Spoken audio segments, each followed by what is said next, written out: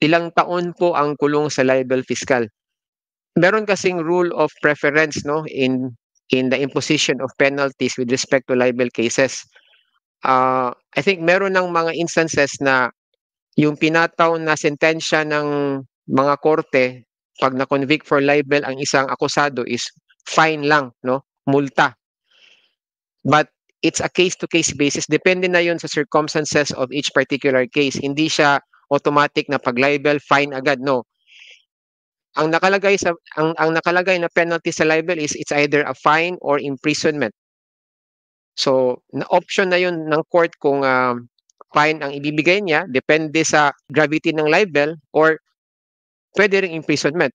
Tapos 'pag cyber libel kasi, medyo 1 degree higher yung penalty, 'no. The person who is convicted for cyber libel can be imprisoned for 8 years at the most for each count.